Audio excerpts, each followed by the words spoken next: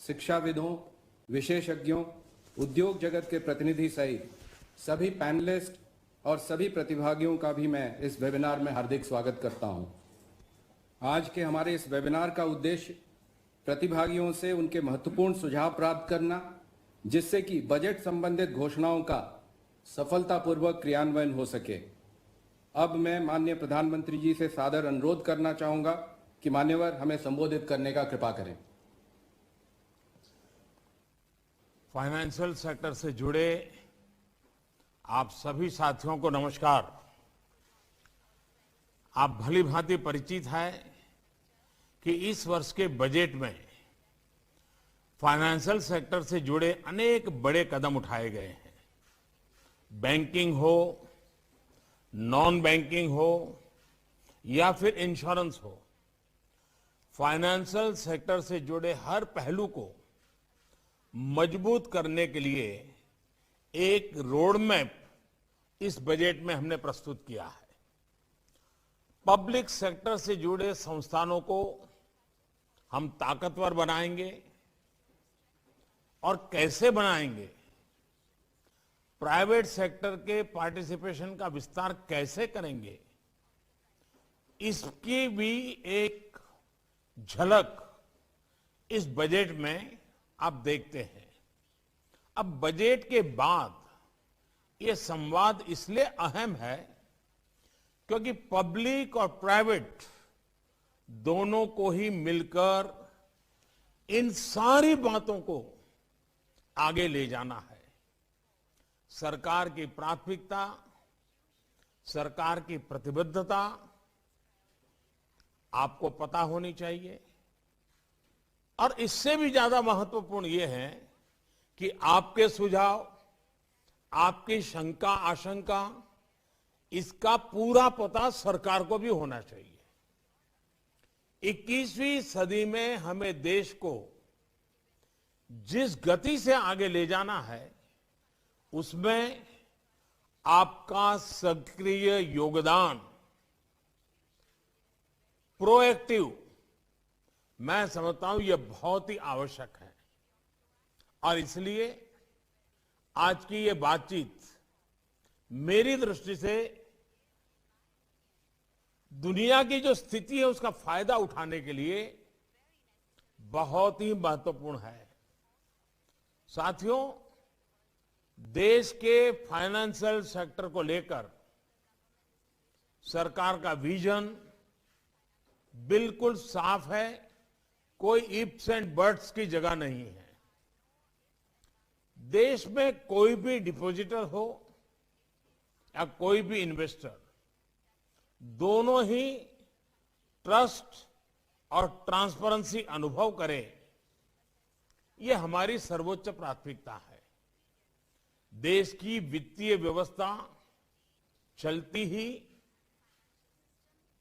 अगर किसी एक बात पर वो टिकी हुई है तो वो है विश्वास। विश्वास अपनी कमाई की सुरक्षा का, विश्वास निवेश के फलने फूलने का और विश्वास देश के विकास का। बैंकिंग और नॉन बैंकिंग सेक्टर के पुराने तौर तरीकों और पुरानी व्यवस्थाओं को स्वाभाविक से बहुत बड़ा बदलाव आ रहा है और बदलना हम लोगों के लिए भी अनिवार्य हो चुका है। 10-12 साल पहले एग्रेसिव लैंडिंग के नाम पर कैसे देश के बैंकिंग सेक्टर को, फाइनेंशियल सेक्टर को नुकसान पहुंचाया गया, ये आप अच्छी तरह जानते भी हैं, समझते भी हैं। नॉन ट्रांसपेरेंट क्रेडिट कल्चर से देश को बाहर निकालने के लिए एक के बाद एक कदम उठाए गए हैं। आज एनपीएस को कारपेट के नीचे दबाने के बजाय उसे यहां वहां दिखाकर बचने के बजाय एक दिन का एनपीए भी रिपोर्ट करना जरूरी कर है। साथियों, सरकार ये भली भांति समझती है कि बिजनेस में उतार चढ़ाव आते ही आते हैं। सरकार इस बात को भी मानती है कि हर बिजनेस सफल हो और जैसा चाहे वैसा ही परिणाम दे, ये संभव नहीं है। हम भी कभी सोचते हैं कि मेरा बेटा या मेरे परिवार का सदस्य ये बनेगा, नहीं बन पाता है। कौन चाहता है कि अपना बेटा न करे? भी नियत के साथ लिए गए फैसलों के साथ खड़े होना सरकार का दायित्व है और ये हम कर रहे हैं और आगे भी करते रहेंगे। और मैं फाइनेंशियल सेक्टर के सब लोगों को कहना चाहता हूं, सही नियत से, सही इरादे से किए गए काम आपके साथ खड़ा रहने के लिए मैं हमेशा तैयार हूं। ये आप लिख करके रखिए। इंसॉल्वेंसी एंड बैंक्रप्सी कोड जैसे मैकेनिज्म से आज लेंडर्स और बोरोवर्स को भरोसा मिला है। साथियों, सामान्य परिवारों की कमाई की सुरक्षा, गरीब तक सरकारी लाभ की प्रभावी और लीकेज फ्री डिलीवरी, देश के विकास के लिए इंफ्रास्ट्रक्चर से जुड़े निवेश को प्रोत्साहन, ये सारी बातें हमारी प्राथमिकता है। बीते सालों में जितने भी रिफॉर्म्स हर सेक्टर में किए गए हैं, ये सारे लक्ष्य उनमें रिफ्लेक्ट होते हैं। दुनिया का सबसे बड़ा फाइनेंशियल इंक्लूजन हो, सबसे बड़ा डिजिटल इंक्लूजन हो, डायरेक्ट बेनिफिट का इतना बड़ा मैकेनिज्म हो, या फिर छोटे बैंकों का मर्जर, कोशिश सिर्फ यही है कि भारत का फाइनेंशियल सेक्टर सुदृढ़ हो, वाइब्रेंट हो, प्रोएक्टिव हो। इस बजट में भी आप देखते हैं तो आपने इस विजन को आगे बढ़ाने का काम हमने किया है, आपको नजर आता होगा। साथियों, इस वर्ष हमने नई पब्लिक सेक्टर पॉलिसी घोषित की है। इस पॉलिसी में फाइनेंशियल सेक्टर भी शामिल है। हमारी अर्थव्यवस्था में अभी भी बैंकिंग और इंश्योरेंस के लिए बहुत अधिक संभावनाएं हैं। इन्हीं संभावनाओं को देखते हुए इस बजट में भी हमने अनेक कदम उठाए हैं। 2 पब्लिक सेक्टर बैंकों का निजीकरण हो, बीमा में एफडीआई को 74% तक करना हो, या एलआईसी का आईपीओ लाने का फैसला हो, ये ऐसे ही कुछ कदम है। साथियों, हमारा ये लगातार प्रयास है कि जहां संभव हो वहां प्राइवेट उद्यम को ज्यादा से ज्यादा प्रोत्साहित किया जाए। लेकिन इसके साथ साथ बैंकिंग और बीमा में पब्लिक सेक्टर की भी एक प्रभावी भागीदारी अभी देश की बहुत जरूरत है। गरीबों और वंचितों के संरक्षण देने के लिए ये बहुत आवश्यक है। पब्लिक सेक्टर को मजबूत करने के लिए इक्विटी कैपिटल इन्फ्यूजन पर बल दिया जा रहा है। इसके साथ साथ एक नया एआरसी स्ट्रक्चर भी बनाया जा रहा है जो बैंकों के एनपीएस का ध्यान रखेगा। ये एआरसी इन लोन्स को फिर फोकस तरीके से एड्रेस करता रहेगा। इससे पब्लिक सेक्टर बैंक मजबूत होंगे और उनकी लैंडिंग की क्षमता बढ़ जाएगी। साथियों, इसी तरह इंफ्रास्ट्रक्चर और कुछ इंडस्ट्रियल प्रोजेक्ट्स के विकास के लिए एक नया डेवलपमेंट फाइनेंस इंस्टीट्यूशन बनाया जा रहा है। इंफ्रास्ट्रक्चर और इंडस्ट्रियल प्रोजेक्ट्स की लॉन्ग टर्म फाइनेंसिंग नीड्स को देखते हुए एक कदम उठाया गया है। इसके साथ साथ sovereign wealth funds, pension funds और इंश्योरेंस कंपनीज को भी इंफ्रास्ट्रक्चर में निवेश करने के लिए प्रोत्साहित किया जा रहा है। लॉन्ग टर्म बॉन्ड्स इश्यू किए जा सके, इसके लिए कॉरपोरेट बॉन्ड मार्केट के लिए नई बैकस्टॉप फैसिलिटीज में भी दी जा रही है। साथियों, इसी भावना को आत्मनिर्भर भारत के निर्माण के लिए भी मजबूती से आगे बढ़ाया जा रहा है। आत्मनिर्भर भारत सिर्फ बड़े उद्योगों या बड़े शहरों से नहीं बनेगा। आत्मनिर्भर भारत गांवों में, छोटे शहरों में, छोटे छोटे उद्यमियों के, सामान्य भारतीयों के परिश्रम के योगदान का उसमें बहुत महत्व है। आत्मनिर्भर भारत किसानों से, कृषि उत्पादों को बेहतर बनाने वाली इकाइयों से बनेगा। आत्मनिर्भर भारत हमारे एमएसएमई से बनेगा, हमारे स्टार्टअप से बनेगा। और आत्मनिर्भर भारत की एक बड़ी पहचान हमारे स्टार्टअप्स, हमारे एमएसएमई होंगे। इसलिए कोरोना काल में एमएसएमई के लिए विशेष योजनाएं बनाई गई। इनका लाभ उठाते हुए करीब 90 लाख उद्यमों को 2.4 ट्रिलियन रुपए का क्रेडिट मिल चुका है। एमएसएमई और स्टार्टअप्स को सपोर्ट करना, इन तक क्रेडिट फ्लो का विस्तार करना आप भी आवश्यक समझते हैं। सरकार ने अनेक रिफॉर्म्स करके इनके लिए कृषि, कोयला और स्पेस जैसे अनेक सेक्टरों को खोल दिया है। अब ये देश के फाइनेंशियल सेक्टर की जिम्मेदारी है कि गांवों और छोटे शहरों में पल रही इन आकांक्षाओं की पहचान करके उनको आत्मनिर्भर भारत की ताकत बनाएं। साथियों, हमारी अर्थव्यवस्था जैसे जैसे बड़ी हो रही है, तेजी से बढ़ने लगी है, तो क्रेडिट फ्लो भी उतना ही जरूरी हो गया है। आपको ये देखना है कि नए सेक्टर्स, नए उद्यमियों तक क्रेडिट कैसे पहुंचे। नए स्टार्टअप और फिनटेक के लिए आप नए और बेहतर फाइनेंशियल प्रोडक्ट्स तैयार करने पर फोकस करें। आप सभी भली भांति जानते हैं कि हमारे फिनटेक स्टार्टअप्स आज बेहतरीन काम कर रहे हैं और इस सेक्टर में हर संभावनाओं एक्सप्लोर कर रहे हैं। कोरोना काल में भी जितनी स्टार्टअप डील्स हुई हैं, उनमें हमारे फिनटेक की हिस्सेदारी बहुत अधिक रही है। जानकार बताते हैं कि इस वर्ष भी ये मोमेंटम बना रहेगा। इसलिए आपको भी इसमें नई संभावनाएं तलाश करनी है। इसी तरह जो हमारा सोशल सिक्योरिटी कवरेज है, उसको यूनिवर्सल बनाने में आपकी भूमिका क्या होगी, इस पर विचार करें। इससे जुड़े बेहतर सुझाव और समाधान इस वेबिनार से निकलेंगे, क्योंकि आपका इस क्षेत्र में गहरा अनुभव है और मैं चाहता हूं कि आप आज खुलकर के अपने विचार रखेंगे।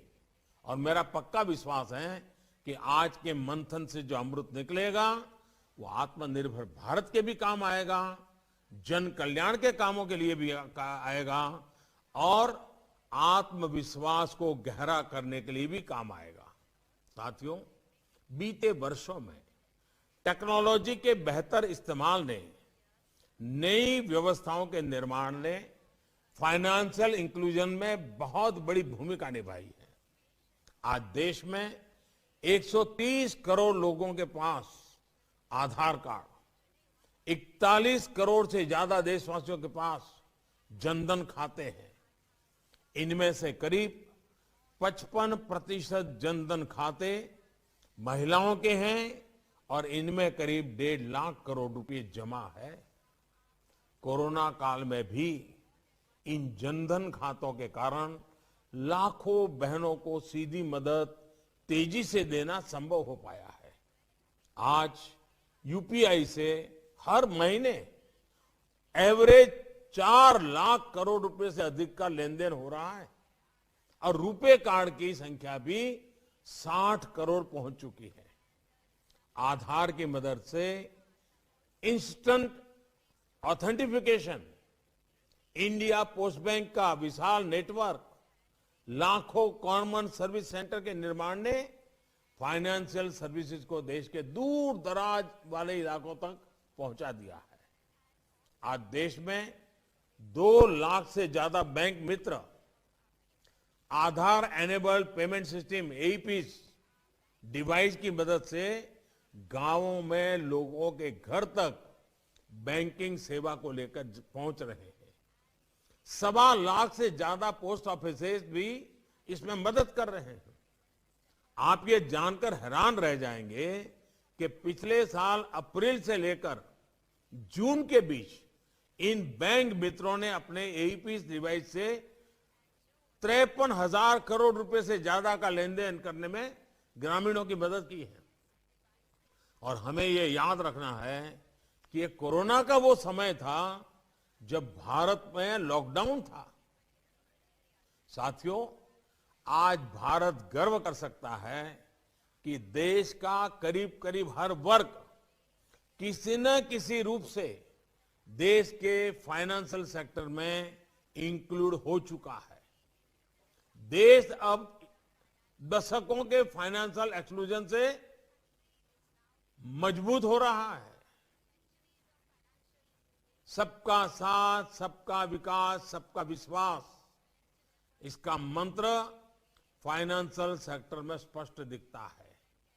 आज गरीब हो, किसान हो, पशुपालक हो, मछुआरे हो, छोटे दुकान हो, सबके लिए क्रेडिट एक्सेस संभव हो पाया है। मुद्रा योजना से ही बीते सालों में करीब 15 लाख करोड़ रुपए का ऋण छोटे उद्यमियों तक पहुंचा है। इसमें भी लगभग 70% महिलाएं हैं और 50% से ज्यादा दलित, वंचित, आदिवासी और पिछड़े वर्ग के उद्यमी हैं। पीएम किसान स्वनिधि योजना से अब तक करीब 11 करोड़ किसान परिवारों के खाते में 1,15,000 करोड़ रुपए से ज्यादा की मदद पहुंच चुकी है। कुछ महीने पहले ही हमारे स्ट्रीट वेंडर्स के लिए, रेहड़ी पटरी वालों के लिए प्रधानमंत्री स्वनिधि योजना शुरू की गई है। इस वर्ग का पहली बार देश के फाइनेंशियल सेक्टर में इंक्लूजन किया गया है। इसके तहत करीब 15 लाख रेहड़ी पटरी वालों को अब तक 10,000 रुपए के ऋण दिए जा चुके हैं। ये सिर्फ वन टाइम इंक्लूजन नहीं है, बल्कि उनकी क्रेडिट हिस्ट्री भविष्य में उनको एक्सपांड करने में भी मदद करेगी।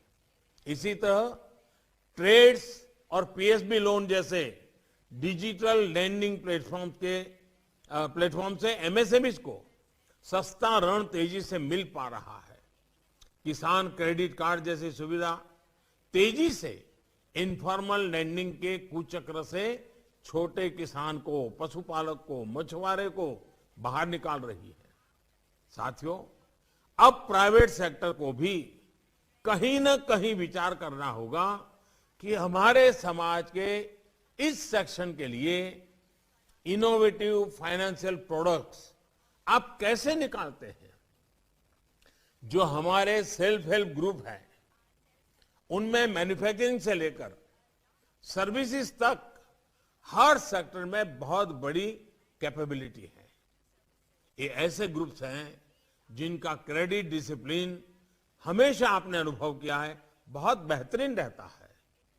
प्राइवेट सेक्टर ऐसे ग्रुप्स के माध्यम से रूरल इंफ्रास्ट्रक्चर में इन्वेस्टमेंट की संभावनाएं तलाश कर सकता है। ये सिर्फ वेलफेयर का मामला नहीं है, बल्कि एक बेहतरीन बिजनेस मॉडल भी सिद्ध हो सकता है। साथियों, फाइनेंशियल इंक्लूजन के बाद अब देश फाइनेंशियल एम्पावरमेंट की तरफ तेजी से आगे बढ़ रहा है। भारत का फिनटेक मार्केट अगले 5 सालों में 6 ट्रिलियन से ज्यादा होने का अनुमान है। फिनटेक सेक्टर की इसी संभावना को देखते हुए आईएफएससी गिफ्ट सिटी में एक वर्ल्ड क्लास फाइनेंशियल हब बनाया जा रहा है। भारत में आधुनिक इंफ्रास्ट्रक्चर का निर्माण भी सिर्फ हमारी आकांक्षाएं नहीं है, बल्कि ये आत्मनिर्भर भारत की आवश्यकता है। इसलिए इस सेक्टर में इंफ्रास्ट्रक्चर को लेकर बहुत ही बोल्ड टारगेट्स रखे गए हैं। इन लक्ष्यों को पूरा करने के लिए इन्वेस्टमेंट की जरूरत है। इस इन्वेस्टमेंट को लाने के लिए हर संभव प्रयास किए जा रहे हैं। ये लक्ष्य पूरे फाइनेंशियल सेक्टर के सक्रिय सहयोग से ही प्राप्त हो सकेगा।